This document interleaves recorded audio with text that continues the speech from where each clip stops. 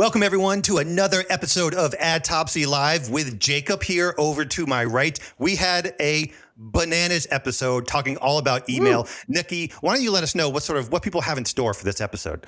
Man, people are going to be learning so much about email. Thank God from Jacob, since the FireTeam and Mr. Hot don't seem to have our shit together when it comes to what exactly is going on in email. But we did learn a lot. I was so stoked to see another Adtopsy challenge. I mean, if you want to see how we ranked in Adtopsy challenges over the course of the past year, definitely stick around for that. Do things change in 2023? Who knows? Then Jacob took us through Black or White, where he really planted his flag in the sand about a ton of email issues that, yet again, we maybe were wrong about. But I'm glad that you were here, Jacob, to teach us, because Lord knows we've got a whole bunch of improvements to move forward from here. We did some winning headlines. We went over whether or not headlines even matter at all. So if you're toiling over your copy like we do on occasion, man, maybe you have some updates to make in your own processes. And we wrapped up with a guess the AI written email segment. Is AI taking over our lives? Who knows? You be the judge. See if you're right and can determine which email came from a human being. Wow. Oh, Barry, you're demoted, my friend. I could not do any of that like that. Jacob, why don't you wrap it up? Is this episode worth watching? Oh, yeah. Best episode you've had so far. Best episode of 2023. Best episode so far. Yeah, most value for sure. Out with the old, in with the new. I'll book my next spot in May. Okay, great. Amazing. Thank you. Everyone, you're going to love it. Stay tuned. And don't forget to give us a like and subscribe as well. Thank you, everyone.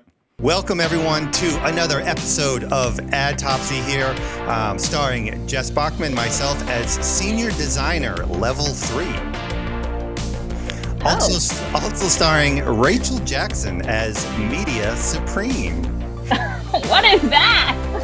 It's like a pizza. Also starring Barry Hott as the Make Ugly Ads guy. It's me. Hello. We also have Aaron Elliott as the Living Laugh Track.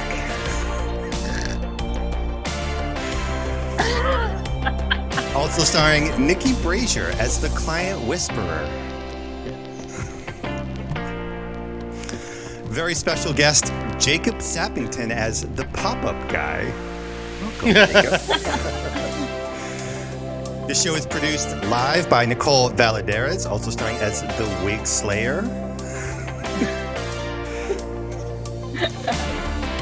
So, welcome everyone to the show. This is our second episode of Adtopsy. It is going to be a very fun episode. It's all about email. We are switching it up because we have a very special guest here. And when I think email, the very first person I think of is Val Geisler. She is amazing, but when she's not available, I always go to Jacob Sappington, head of email at Homestead. Jacob, welcome to the show. Thanks. I'll take number 2, I guess. It's hard to top the queen, but Jacob, tell us a little about what you do over there. Yeah, I lead strategy here at Homestead. We are a performance marketing agency, primarily handling paid social and email, and help lead the email team and really touch on strategy for all of our clients. And aren't you one of the top 6 or top 5 Klaviyo partner something? Yeah, so we have a top 5 managed revenue, but it's probably going to drop after we just dropped all those Black Friday bills. So Oh, right. Okay. we'll see. Yeah. So we usually dissect ads, but I think it's important to spread out and go into some different disciplines. So on this show, we're going to do an Adtopsy challenge, but we're going to look at 2 different emails and try and figure out which one performed better. We're also bringing back the controversial Black or White segment, where Jacob is going to settle all of the major debates in the email space. Appreciate that, Jacob. We also have a segment we're going to guess the winning A/B tested headlines, and then also we're going to guess the AI written email. So we have 2 plain text email. One is written from Danny Weiner, who is the founder of HexClad, and the other one is written as AI posing as Danny Weiner, the founder of HexClad. And we're going to try and figure out which one is which. Ooh, exciting. Let's go. All right, so I am going to share my screen, and we're just going to get into it here. If anyone is watching, or Barry, why don't you do that sort of comment stuff? Sure. If you're watching right now, first of all, thank you. We love you. Give us a subscription. Go ahead and click the subscribe button. Ring the bell so you get notifications for our future videos. Please tune in, comment. We are reading your comments here and also everywhere. We have eyes on you at all times, anywhere you go for the rest of your life now that you are here. So sorry for that tracking. But yeah, please do comment. We would love to hear your thoughts. Tell us that we are really ugly or really dumb. Or Don't tell us that. Just tell Barry that. Okay, I would fine. like to hear that I'm really pretty. Yeah. I don't know if that's an I mean, option, come on. but Okay, well, come on. I don't need the internet's, feedback to know that I am gorgeous. Oh, I do. Okay. So before we get into the Adtopsy challenge, Nicole, why don't you do the thing?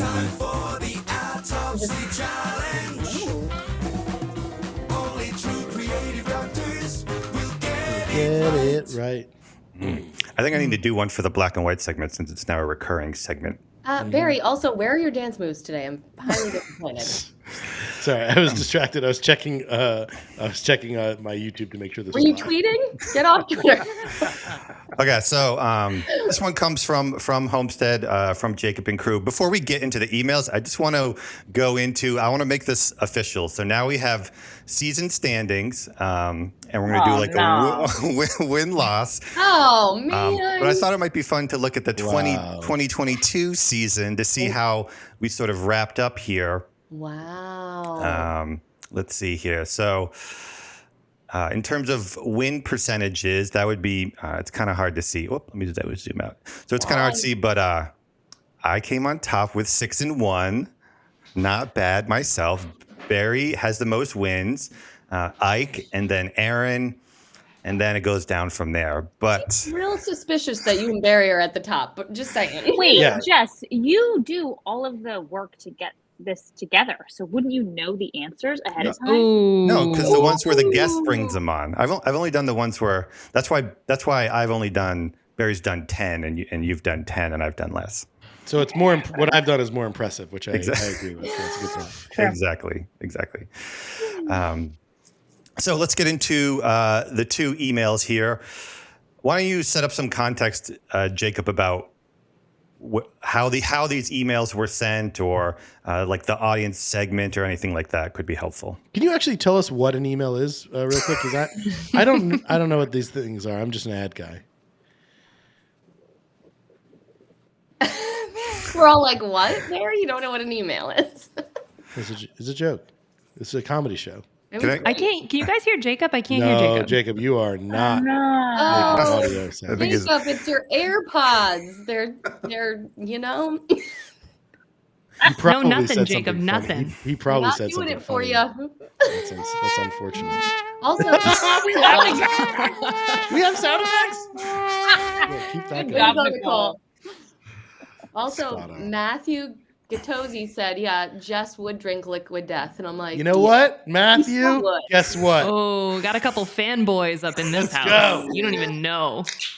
3 hours later. A little bit blurry, Jess. I don't know if this is blurry for you guys as well, but the only difference between these emails is one had a dynamic countdown timer in it. One of those really annoying things that says like 10 minutes until this offer expires, and the other one did not have that. Okay. Okay, and so the other important part of the test is what is the metric that you're using to determine the winner? Click rate. Click rate. Can I also note there is a difference in the headline is slightly different. Yeah, ending soon. And also Oh, one like- says HexClad, one doesn't. Just saying. Yeah. Okay. Yeah, and one more has- minor difference. A few variables. One has more white space around the text as well. It does. Kat says those timers are great. I disagree. I hate those timers. Ooh, Kat is our resident Klaviyo expert, so that Kat, should thank make you. this Kat, interesting. thank you for joining. I appreciate the opinion. I hate these though. They're terrible. They're so annoying to set up. All right, so To set up. Jacob, why do you choose click rate and not like revenue per recipient or open rate or something like that? Because I don't control the distribution of the people that that receive this.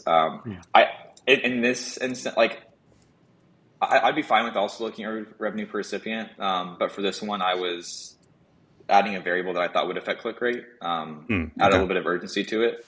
So, but yeah, I would have been fine also judging this off of revenue per recipient. Both click rate and revenue per recipient favored one, so either way, it would have been the same result. But yeah. Okay. So pretty simple. And is this usually the scale of the the design or in email test that you do, where it's not like huge differences, it's more subtle differences? It depends. Like some we have like much more drastic differences. Like we've tested some things where it was like a very, very short email where it said it was a little bit more mysterious, where it didn't really tell you what the offer was. And then we've had ones that like have like shown like every single product that were like on sale or whatever. And those, like we've seen those like have had pretty drastically different click rates. And then strangely enough, like, I before this episode, I looked at one of those emails and they had like a 1.5% gap between click rates. But at the end of the day, like after like a couple $100,000, they were only like $500 off. And so really, really cool to see like those ones, they had like wildly different metrics, but they got to the exact same place. This one had wildly different metrics and they got to wildly different places as well. Wow. Interesting. So does everyone know timer or no timer? I feel like I know. Yes. Yeah. Okay. So you're going to hold up one finger for timer and then two fingers for no timer. All right. You ready? 1, 2, 3, go. Oh, okay. So everyone thinks the timer worked. Barry, Rachel, Nikki, and Aaron, and I'm saying the no timer worked. So I'll just say why I think the no timer worked. One is I know Jacob does not like timers, so it seems weird that he'd come on here and show the timers worked. But aside from that, I think... Wait, also a reminder to anyone in the audience to say 1 or 2 as well. If Right. you comment, if you're watching this, please comment. Pat said 1. Just for what it's worth, if this changes your vote, I only picked this one because the results were so drastic. Okay. Has nothing to do with my personal opinions. I'm not changing my vote. But I'll also say that timers can feel a little hard or direct response-ish or a little cheesy. And I feel like this brand is a little higher end than that. So maybe there's, I'm just trying to justify my vote. So maybe there's like a disconnect there.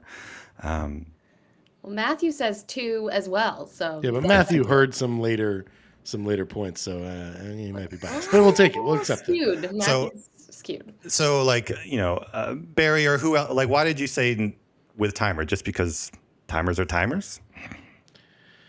I think I don't know how to say this. I think people are dumb, and then they will just fall for it. Like I think they believe the time. I mean, if it's a real timer and it's accurate, then it's great, and then it does actually motivate people. But if it was a fake timer, then I think people are dumb. So let me just say that because like, there's a lot of urgency. websites. There's a lot of websites that have fake timers on them, and I hate that. But if this was was this said before? Is this a real timer counting down to the? Okay, so then I believe it actually spurs urgency, and I think that is good. I think it's also related to like what the urgency. I think just like the time frame of what this thing was. I can't really read this, but it says Fall Prime Day. That is a time related event. Yeah. So that does have a start and end time. So that's something that's like, but within buyer behavior, you're also thinking about that. So maybe it plays into that too. Yeah. Okay. So Barry, why don't you reveal, or so not Barry, Jacob, why don't you reveal who the winner is? Email 2. Email 2? Me? Oh, wow. That drum roll was really long. Still going. Eventually, drum roll to end. Email 2. Oh no! Oh, it's still happening. Oh no. Okay. Wow, Nicole, that was magical. Snazzy. Okay, 2-1. So did that Email surprise you, Jacob, as well? Or what's going on? This is what I wanted to happen. I did not think that this would win, but this is what I wanted to happen. Why? I mean, so part of tests are running the test to find a result, and the second part, probably the more important part, is why. And I don't know. I'm not sure why. I gave some some suggestions, but I don't know. Do you have any suggestions? For why it worked? Yeah. For why? So I think what you mentioned was that it is an elevated brand. Like it's not something cheap. So we're already working with people who, as Barry would say, maybe are less stupid. So a smarter audience there. The second thing is I think that I think it was Rachel that said this, that there's already urgency baked into it because we know when Prime Day is ending. The thing I'll add is that I think this ran for no, that's right. It ended on Prime Day, so we're all good there. So I think it comes down to those two different factors, and then yeah, I think like last year I saw a ton of timers, just so many timers used. I have an inbox with like 100 some brands, and it felt like last year every single brand, including our brands, used a ton of timers for BFCM. And I feel like I saw less this year. So I wonder if consumers, if marketers are getting tired of setting it up, if they're aware that these suck to deal with for like dark mode, because it can like totally wreck the way your image renders. So they hate that. But I also think maybe audiences just got so accustomed to seeing it that it doesn't mean anything to them. Yeah. I bet it depends on the product and the AOV a bunch. We run email for JavaSock, which is a lower AOV, and I bet timers could work because it's like, oh, I'll spend $20 or $30. But if you put a timer on something that's going to cost $350, I might be like, I don't like what you're doing. It doesn't feel right. This is a bigger purchase.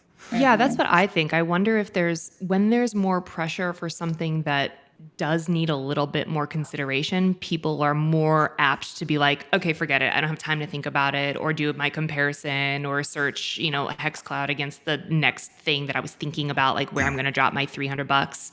Maybe they're like, all right, forget it. It's ending. There's my sign that that's not the one for me. Well, I just wanted to shout out, I don't know if someone else mentioned this yet. Savannah Sanchez just said, "What's up, y'all?" She's tuned in. What up, Savannah? Future guest. Very excited to see her here, coming to join us in a couple months, I think, right? Weeks, months? February, years? sometime in February. Sweet. Years. Yeah. Weeks away. Decades. But yeah, I actually want to touch on, like I kind of touched on this before, and Jess talked about the spacing. Like I don't think these emails I don't think the timer is the only variable here. Like just to be like, this is classic Barry. Like, yeah, we were testing timer versus not timer, but like I reject that this even is testing just that. Like mentioning HexClad and not mentioning HexClad in the second word is to me a huge variable. The spacing is a huge, like there's a lot of things. Yep. So, I see it more as like it's A versus B, but it's not just the timer that won or lost. I come from a design background, so when I look at the second email, I see something where like the knife it feels like it's almost like attacking this headline, and that's not something that people are going to consciously pick up, but subconsciously it can lead to like bad vibes or something. So, I think it's the opposite, Jess. I feel like it's pointing to the brand, and I kind of like it. Yeah, I like it too. Yeah, maybe pointing with a knife means something though, but. Yep. All right, so we're gonna quickly move on to our sponsor. It's sponsored by Triple Whale. Love these guys, and Triple Whale does a lot of things, but it ties into email as well. Jacob, do you guys use Triple Whale over at Homestead? Not so much, no. Well, shame on you. A little bit. Okay, a little bit. Okay. Well, one of the reasons why I like using Triple Whale because it pulls in a lot of email statistics, and it's really not about the granular like open rates. It's stuff like percentage of sale from Klaviyo, percent from flows, and percent from campaigns, and that's stuff that sort of act as sort of a little bit of a barometer for our clients. And also when we like do audits or something, if we see that the percentage of sales from Klaviyo is super high, like 60 or 70%, that can be an issue. Or when it's super low, like 10%, that can also be an issue. And same looking at percent from flows. I think, Jacob, these two, like from flows and campaigns, are supposed to be kind of even. Is that what you say? Or what would you say? Yeah, I like to see them pretty even, somewhere around probably about 15% apiece. it fluctuates a lot throughout, different time frames. Obviously, like sales promotional ones, it's gonna heavily favor campaigns. Heavier acquisition times, they'll favor those flows. But yeah, I like to see them pretty even. Yep. And having this information in a separate dashboard other than Klaviyo's, because I think Klaviyo's dashboard is whack and super slow loading and sort of a pain in the ass, is super helpful. So go get yourself some Triple Whale. I know some people are doing, like, if you sign up, you get like 20% off or something. But I think if you DM me, I can give you 30% off, which is like the absolute max. We actually make no money for that. Yeah, zero kickback. That's important to say out loud. Right. We are not sponsored except for the money they paid us to say this. So we are sponsored. Right. Right. Yes. And just quickly, just some new things to stay up to date. Follow the Adtopsy Live account on Twitter. That's where, like, there'll be a lot of updates, or you'll never miss the knife there. The knife there. The knife is going into Adtopsy Live. Yeah, that's not right, Jeff. Giving me bad vibes. Right. Yeah, bad vibes. The show is bad vibes. Have you not seen it? It's horrible vibes. So turn on notifications there. Also, we just started a newsletter where I'm gonna go back and look at the show and pull out all of the interesting meat and learnings and stuff and put that in. You mean a newsie? A newsie. Eli Weiss just joined. You mean a newsie? A newsie. Okay. Yes. That's my favorite movie. That's the same kind of newsy. I thought so. Yeah, totally. So I don't have a link for this, but I mean, if you go to my Twitter, I recently tweeted about it. So now we're going to move into this next segment called Black or White. And this is where we have some of the more contentious debates in email marketing. And Jacob, you are going to settle these and choose if it's either black or white, and you cannot use the words "it depends." All right, let's go. All right, you ready? All right, so the first one, black. You should send to an active subscriber segment in order to keep your deliverability healthy. Or white, you should just blast your whole list if you actually like revenue. Black. Black? That's easy. Yeah, black. Okay. Why would you say that? I would actually disagree. Okay, that's okay. You can be wrong.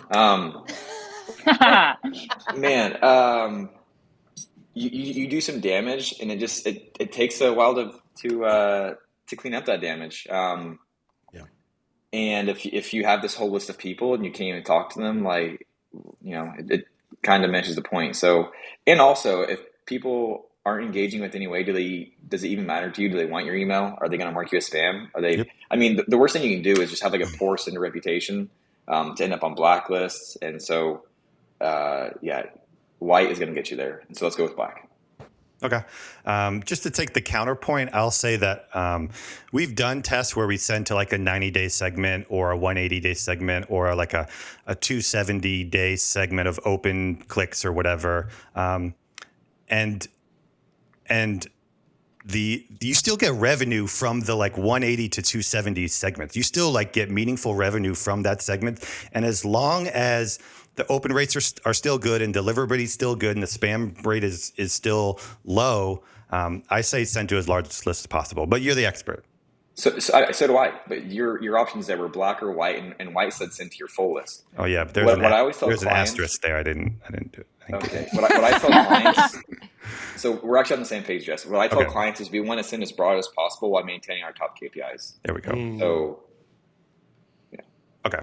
That wasn't on the black or white list. I know. Yeah, no, he chose the right one. Jess, I guess it depends. No, not allowed. Not allowed. All right. So moving to the next one, black. You should think about the ideal user and brand experience when it comes to frequency of emails and send to no more than that. Or white. Send as many emails as you want as long as open rates and deliverability remain healthy. I love this.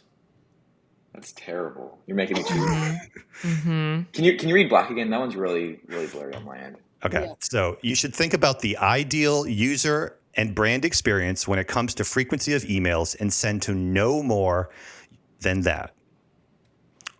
Or send as many emails as you want as long as open rates and deliverability remain healthy. Basically, does the brand experience matter? Well, I guess I'll go white.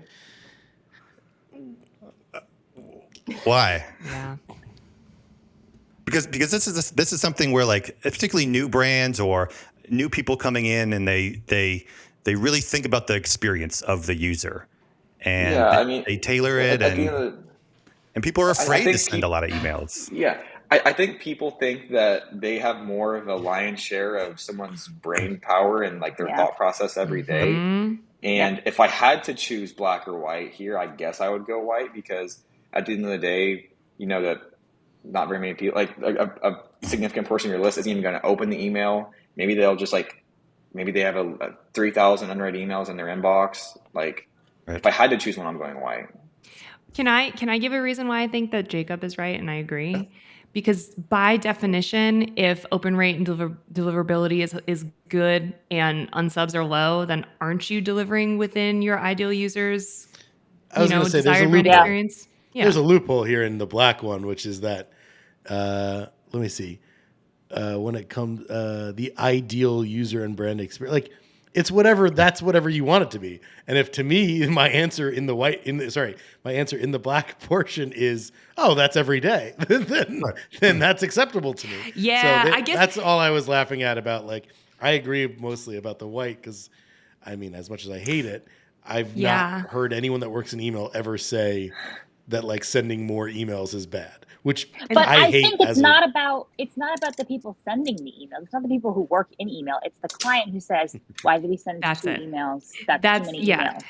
Yeah, I feel like this is less of a technical email question and more of like a how do you handle this conversation with the client question when they have such a vision, specifically with new brands, like you said, Jess. They have such a vision of what their brand is and what the end user's experience should be. And you need to sometimes be like, you got to let us run it the way it's going to work for you and hit your KPIs. And if that doesn't full on align with your brand vision, you got to let us test it, as long as it's not like way red flag, way off, not us at all. Like if we're on the outskirts, you got to let us try. Yeah.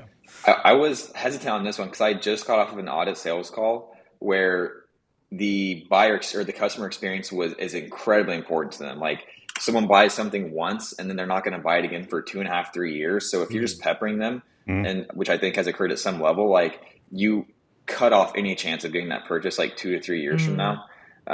And so that was heavy on my mind there, but I still think I'd go white. Yeah. It's also worth noting that like open rates and deliverability are very much lagging indicators. So it's not like I'm going to crush these people until the number moves as well. So the next one is black. Highly designed emails perform the best. Or white. Plain text emails perform the best. Oh my God. Ooh, I hate this question. me too. All right, plain text emails, white. But I don't do plain text all the time though. So Right. It's strategic. Yeah, for sure. No one does. I think they only work because they're breaking up. a pattern interrupt. Yeah. Mm-hmm. Is there a threshold? Is there, like, how many can you send like a month? Or Wouldn't it matter in the Refer realm of how to- many emails, how many total emails yeah, you that's send from in the month? yeah. We send like 10 emails per month for the average client. Some clients go much higher than that. And I would say like we're mixing in like 2 a month. It works really, really well for like holiday timeframes when you're looking for like a more personal message. It works really well. Like, we use it a lot with cross sells, where you're trying to convince someone like, hey, you bought X, now you should buy Y. It's much easier to convince someone with words than it is pictures. But holidays, personal messages, certain parts of the welcome series and post-purchase. That's interesting. Yeah.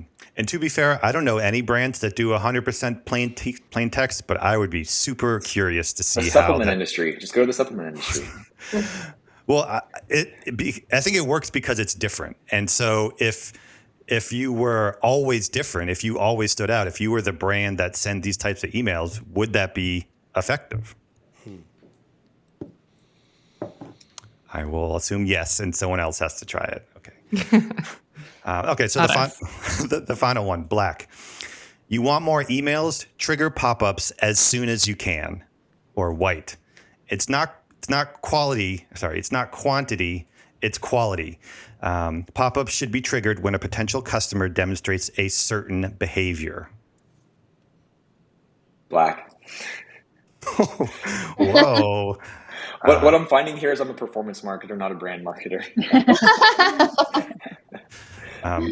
This one I actually have trouble with personally as a consumer because my behavior is to close those things as soon as possible. Like if it's in my face, I almost get kind of irritated.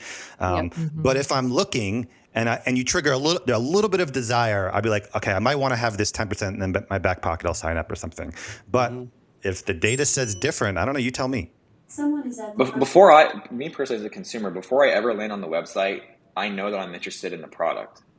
So if you're giving me an incentive to buy, even right away, Barry, throw your hand in the air. I don't know. There's a lot of people that get to your site. They've never heard of you before. Right. Maybe it's because I don't click on as many social ads. Like I'm more of like a direct site visitor or a branded search term visitor. Barry, I think of the tweet you put up about your mom stalking her over her shoulder while she was shopping, and maybe an earlier trigger would have gotten her to convert quicker. But an earlier trigger to get her email? How would that get her to convert earlier? She was already You're giving her buy. incentive. You're giving her incentive. She was already incentive. She was already buying. You gave her, the site gave her a discount she didn't need. She was ready to buy. And now you're getting her to purchase next Christmas season when she's ready to buy again. That's maybe not. Maybe. Okay, so well done. Now these can be transcribed into stone. These are now these debates have been settled. Thank you. I will be tweeting them all and adding you. Thank you, Jake. Appreciate that. So this next segment we have A/B testing headlines is one of the 4 emails, one of the easiest A/B tests that people do. You can just write 2 of them, send them off, and then it sends to the rest of the 90% segment. So we have 3 emails. We have a sale one, we have a launch email, and then we have a content related email. And I want to see if Jacob, you can guess the winner and improve them or something, or we'll just see. So the first, we'll do it live. hot seat for sure. So December, this is a general December 25% off sale. The subject is better sale than sorry. I'll zoom in a little bit. And the preview text is 25% off. 20% starts now. We actually don't really A/B test the preview text. We just do headlines, but that's 2 variables there. Barry, throw your hands up in the air. It's 2 variables. I agree. So headline B is 25% off must-haves. Love to see it. With an emoji, heart eyes emoji. A lot of variables. B. B? Okay, and so the winner, according to Klaviyo, is A. Small sample. Wrong. So just to clarify things, we do click rate is the test, but what happens in the Klaviyo test is it sends to the segment that has the higher click-through rate, and then it sends to the rest of it, and the rest of the segment has a bunch of lower people who are not as open emails as much. So what happens is the numbers actually get worse on that segment because we basically send to the whole list, and so that's why it shows at A1, but the numbers are better for B, which is really confusing in Klaviyo if you're going back and looking at it, right? So I was right. Yeah. So basically, I'm right. Technically, yes. No, I think that's worth pointing out because if you go back and look at why this one won, and you're like, wait, this had a lower open rate and a lower click-through rate or whatever. Why did it win? Actually, can I add a hot take in here really quick? Yeah. I don't really care to do a ton of subject line testing on campaigns. You don't control the distribution of Apple Mail privacy open users, and so there's just a lot of variables here. You don't control the distribution of users at all, really, besides the percentages. So I think it's a fine thing to do with flows, but I don't. And you're also looking at a really short time frame, like email. Like if you probably did, I think you said you did 1 hour. Like 1 hour is not enough time to gather data for email. Like if you're looking at like click rate for like an SMS campaign and it's like splitting it up by that, like I would be open to that. because SMS is much more immediate. But I mean, if you look at your open rates after 1 hour, I mean, I'm sure it was a tiny sample size. Can I ask a question about that? Yeah. No. What would, like, when you say that, I love that. Are you saying, like, because any given hour might be self-selecting in the types of consumers that are like reading that email, like morning versus afternoon versus night? Like, it would just be a different type of consumer, perhaps? I wasn't implicitly saying that, but I do agree with your take there. And there's one other variable that you're adding is that by doing this split test, you also can't say like I want to send it at 9 a.m. local. Like you have to choose a specific time frame. So you're adding multiple variables to the time, and then you're also adding a variable that you know that like perhaps if I would have sent this at the time that I know is best for these people to open and click, then I would perform better anyways. So you're taking away the ability to control the time that you're sending it. Yeah, that's interesting. So if you tell us not to do split tests, we will absolutely not do that. Is that sort of what you're saying? Like don't do it on flows. Don't do it on campaigns. Yeah. Okay. Wow. No more Especially split tests. this one was a sale. Also, don't do it on sales because you're probably in a time urgent, or like you need to get it out by a certain time. And so I would definitely prioritize like the time that I thought was best for opens and clicks. That's interesting because I feel like A/B testing, like marketers, like their first experience with A/B testing that's very accessible is email subject lines. You know, it's also a pretty small lever. It's a low lift, but like it's not that big of a lever to me. It's always it never makes a huge difference, which I always find interesting, and I have a theory about that later. So the second one is a Halloween style launch. The subject line is "Trick or treat yourself to Halloween styles," ghost emoji, or Halloween styles are here, a pumpkin emoji. Given all those caveats, maybe it doesn't matter who the winner is, but take a guess anyways. B, and the winner is correct. It is B. Well done. Gotta love in all caps. So one of the things that I'm having trouble processing is how do you get better writing subject lines? How do you get better if you can't test them? Yeah, that's a very good point. I try to be very clear, and to be clear on my part also, I don't write subject lines for us. I work with our copywriters, and I encourage them to be clear. And sometimes I'll take their copy that they've written and adjust it. Because like the first one, the better sale than sorry, like it took my mind a couple seconds to recognize that they were trying to be clever with better safe than sorry. Yep. And so I don't want to cause confusion. I want it to be crystal clear. Yeah. And that's not really clear. Yep. Well, Jess, how do you A/B test tweets? I mean, like, it's the same thing, right? You just send them. You know, you don't really like obsess over it. You can't. And then he deletes them if they do bad. Covering his tracks. That is a good point. And so this last one, National Coffee Day, this is content related email. The first subject is perk up, it's National Coffee Day, coffee emoji, or raise your mug, it's National Coffee Day, coffee emoji. And I can totally see your point where there's not a big difference between these, and maybe it's not even worth doing.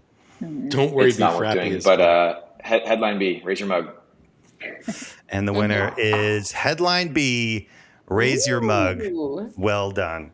I like that. I'm going to say that was 3-0. That was 3-0. I'm going with 3-0. Well done. 3-0 asterisk. Hell yeah. So I don't know. So it's because you can test them on open rates and you can test them on click rates or revenue per recipient or whatever. I'm gonna do a little spiel about what I think the most important account KPI is open rate. And you tell me if I'm totally wrong. And I'm sort of formulating this theory, but based off one of the things you said is that there's not a lot of difference between open rates of these A/B tests or even open rates of emails in general for a particular account.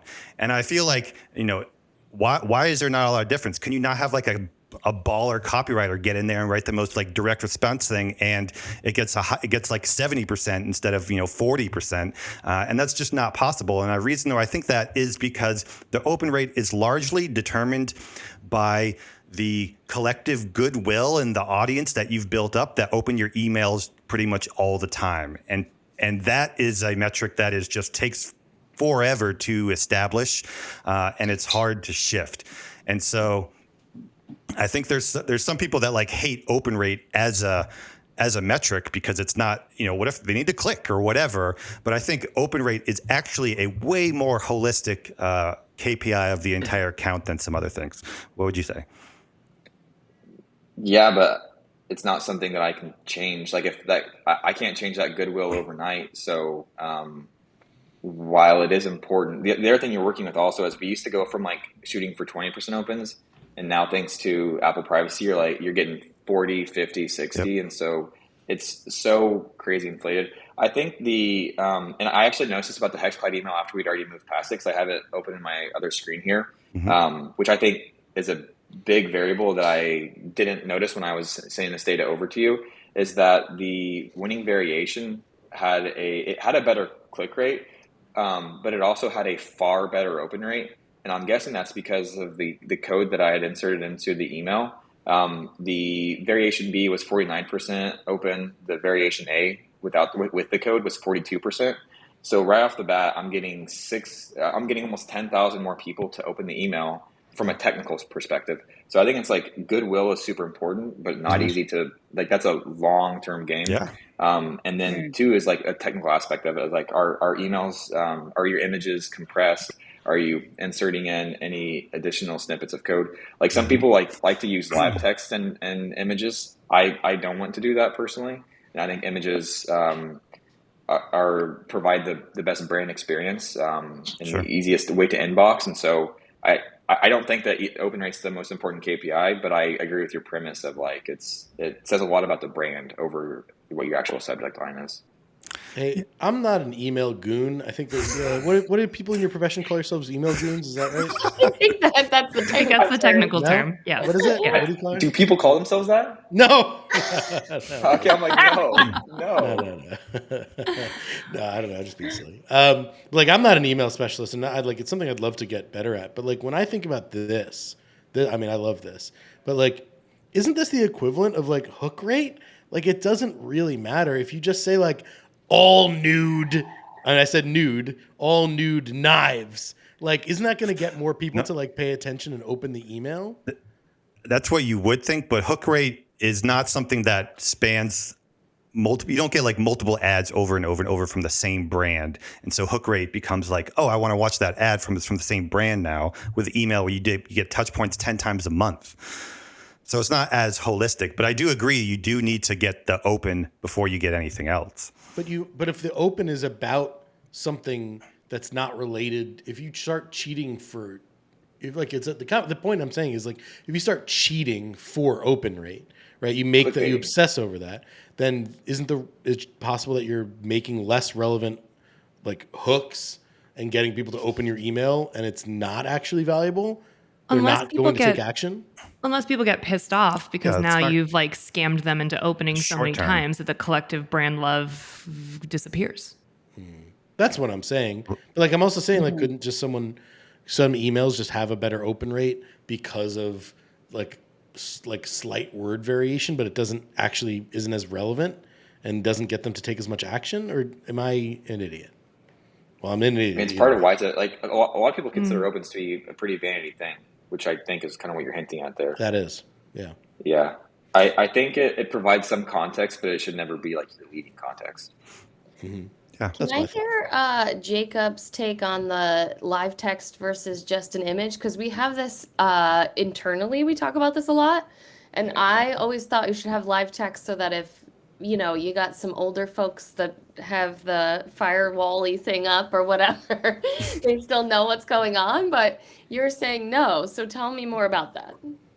Yeah, so I used if you go back and find tweets from like 3 years ago, I used to be like super pro live text, breakup images. And then since then, I've definitely moved away from that. From a brand perspective, I can control the experience much better. With live text, you're running up against dark mode, you're running up against millions of different devices. Like you can send your tests over to email and acid, and you can send it over to litmus, and you can see exactly how looks in these 50 different phones with these 50 different browsers, but Yeah. to send like a single email, like you're just like you're playing in like the 0.1% differences there. Yep. And it's a lot of work, and it's very, very easy to make mistakes that way whenever you're trying to get everything perfect. And so it probably inboxes better. But I think that it allows you to bring more creative elements. It can, I think, raise that brand affinity by what you're able to communicate through images and through your custom fonts. Because custom fonts don't render in Gmail, and 50 to 60% of your list is going to be made up of Gmail addresses. And so it's a lot of work for a really low turnout. I actually talked. We had a client or a potential client who asked us, if we'd be willing to do live text. And so I texted over, or not text, I slacked over to one of our team members who built out the emails. And I asked him, I said, hey, what's your estimation on extra time this would have taken you? And he said that for the average email, he thinks it would take him 3 times longer. So from like a team perspective, it takes up more time. Right. It doesn't seem to add tons of value and Wow. positive branding experience. And Can I? Oh, sorry, go ahead, Jess. that's a metric that won't appear in your dashboard because a lot of times email is a volume game, and coming up with an efficient process to send. I'd rather send 10 image emails versus 7 live text one or whatever. So agreed. Well, I don't know what live text is, but the connection I want to make, and something I don't think we've ever talked about on this show before, is exactly what you both just mentioned. Jacob, you said it well. It's about like scale. Like so much of about ads as well is about scale. Like we can't be like, the more meticulous you are, the more that you build these like really elaborate things, the fewer ads you can make, the fewer shots you can take, the fewer chances you can learn. So like, I love hearing this and thinking about it in that way. Like even if it did eke out a little bit more performance, maybe if it's taking you 3 times longer. I disagree. I think I disagree. I too. disagree with ads because email scale is limited to your list, whereas both, ad though. scale is not. You can't. Okay, I agree with you to an extent, Thank you. but there is a way, like some things, like if you just have in your ad process, in your creation flow, that make it impossible or make it like significantly longer to produce. Like, yeah, you can do that once in a while, but it's just important that you're thinking about that, right? Like just the fact that, like what Jacob said, is that he's thinking about that production time is the important thought. That's all that I'm really highlighting. Yeah, I think that I agree, Barry, from a process standpoint. Baking that into one of the success metrics internally for us, for your agency, should be equally as important as what you're doing on the client side, and a lot of us don't think that way. So I think that's a good point. Okay, into the final segment, guess the AI written email. This is part of the official standings, the season standings, so you do have a chance to redeem yourself, all y'all. I won't be participating.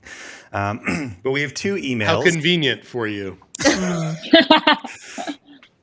I will read them both. So I went into mild.com, which you should check out. There's so many brands. You just type in their brand and find out basically all the campaigns that they've sent.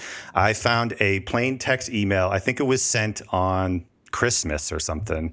Do you know this one from Danny? I think it's Weiner. Danny Weiner? Jacob? Yeah. Okay. Yep. So I have one version from Danny, and I have another version that was written by ChatGPT. And so I'm going to see if you can guess which is which. Not you, Jacob, but the rest of y'all. Why not? Why not? So I'll read this first one. Hey everyone, hope you're enjoying the holiday season so far. I wanted to take a moment to thank you all for the continued support of HexClad. We're excited to announce some new products that will be hitting the market in the coming months. First up, we have a new line of ceramic coating frying pans that are perfect for searing, frying, and sauteing. They're super lightweight and easy to clean, plus they come with a lifetime warranty. We're also introducing a new set of stainless steel knives that are designed for precision, slicing, and dicing. They're sharp as hell and will make your cooking game that much more efficient.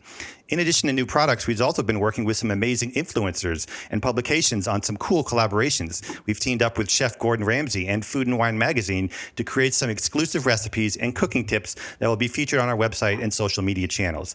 As of speaking of Chef Gordon Ramsay, I wanted to leave you with a little bit of inspiration from him. A quote, "Food is meant to be enjoyed, not feared. Embrace it, love it, and make it your own."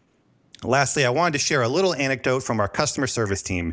Brenda, who is a total rock star, by the way, was on a call with a customer last week and ended up cooking dinner for them over the phone. They were struggling to make the perfect scrambled eggs, so Brenda talked them through the entire process and even stayed on the line until they were ready to eat.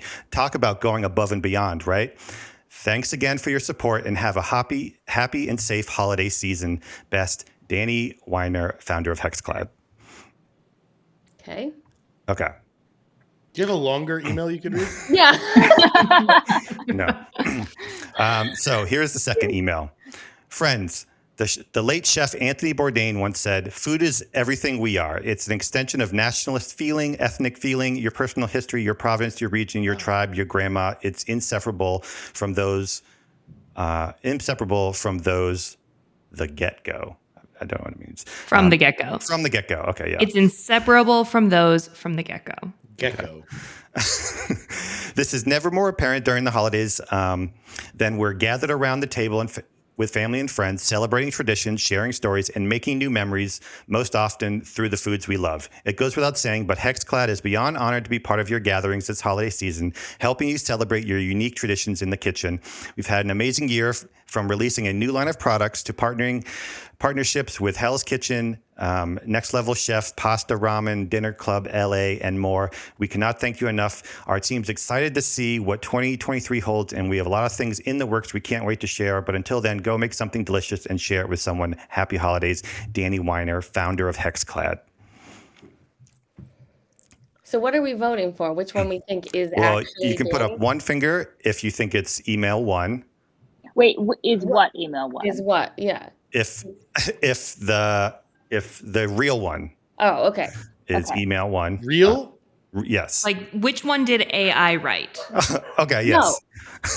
Oh Wait, my what? God.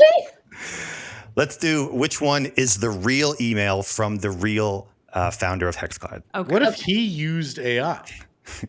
He could Well, have. he didn't write it. Jacob's team wrote it. Who knows? Right. Wow. What a fold. We get Whoa. What if Jacob hired a virtual assistant who used AI? Now who are we attributing this to at all? This is all fake. Dang. Is this even a show?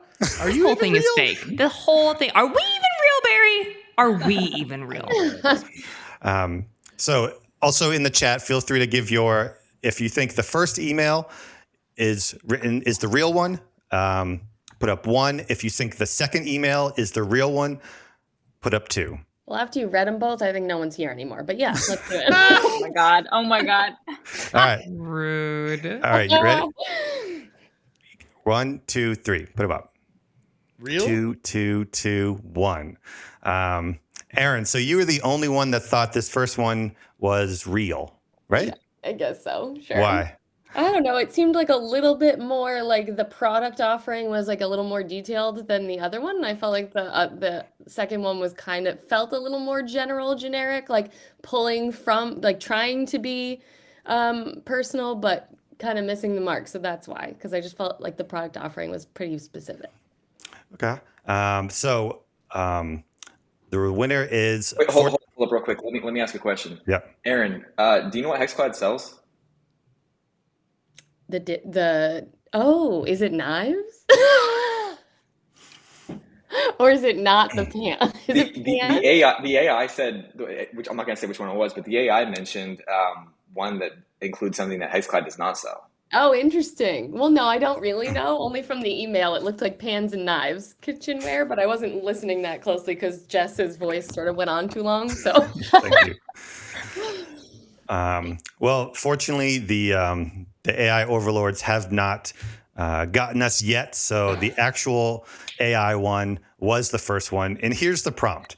Write a casual toned email from Danny Weiner, founder of HexClad, to his customers. It should wish them a happy holidays, let them know about new products. You will have to make them up. Mention some influencer collaborations. Again, you will have to make up these people and publications and include some inspirational quotes from a famous chef and end with a crazy personal anecdote from Brenda in customer service. Hey, hold on a second. First of all, that's amazing. Second, is there an AI that I can get to write my AI prompts for? I'm exhausted thinking of writing that prompt. Yeah, exactly. Like it probably Too many took them just as parameters. long to write So the much. parameter prompt. Good to know it can do that. That's a lot. That's an impressive prompt. Like we should do a whole course on prompt writing. Jeez, that's good. Yeah, we should bring Nicole in for that because she's really good at that too. Well, I wrote this prompt based off the original email. I was like, how can I write a prompt to mirror that and add in something that AI might have trouble with, but didn't have trouble with Brenda and her crazy story of cooking eggs over the phone. Yeah, but eggs for dinner is what set me off. She helped someone cook their dinner and it was eggs. And I was like, no. No. Can I tell you honestly what set me off? If I received a plain text happy holidays email from a brand that went that far into product offerings, Yeah. I'd be pissed. I'd be That's like, what this I is think. bullshit. Like, why this brand sucks? Like, either wish me happy holidays or sell me your shit. It can't be both. Right. Well, this time next year, I bet you won't be able to tell the difference. Yeah, That's a good point. All right. Well, that is the end of the show. I wanted to thank Jacob for coming on. Jacob, why don't you let people know where to find you? Twitter @JSAP. Only Twitter. Just go all in. HomesteadStudio.co. Nice. Those are the two places: HomesteadStudio.co and @JSappington on Twitter. Taking new clients? Absolutely, as long as we're beating out FireTeam for them. And you might be. Hot Yeah. take. And you might be. We're gonna mute that part, right? Cut it. Thanks, everyone, for do I get- watching. Oh, do I yeah, get of to- course, Barry. Can I plug? The stage I wanna is plug yours, some of stuff. course. Thanks. Thanks, everyone, for watching. Please subscribe to both FireTeam and Very Hot on YouTube. You can follow me on Twitter @BingHot. You can learn more about stuff that I do, barryhot.com or behot.com if you just want the mobile links. I'm now selling an audit template doc if you want to like audit your $1 billion Facebook ad account, the $1 billion audit template, because I've seen billions of dollars worth of ad spend and reviewed it. So check that out. It's $197. So definitely check it out if you ever audit accounts or you want to audit your account. And I'm also happy to announce that I'm now an advisor at adcrate.co. So I'll be helping them and promoting them as we make some dope ass high performance UGC stuff. So very excited about that. Behot.com. HOTT. Okay, Mary. And one thing I'll say about your audit template, certainly it's worth, like, you can pay someone to go do it, and $179 or $109 or whatever it is. You can pay me $5,000 and I'll do Right. it. It's worth it to do that, but it's also a great tool to get that tool and then run through it yourself to actually learn how to do it. So then you don't have to pay someone, or you can talk to your media buyer and know exactly what they're talking about. So it's a great educational tool as well. It pays if it sounds right to someone, it pays for itself. Like it makes sense and it gets a lot done. It unlocks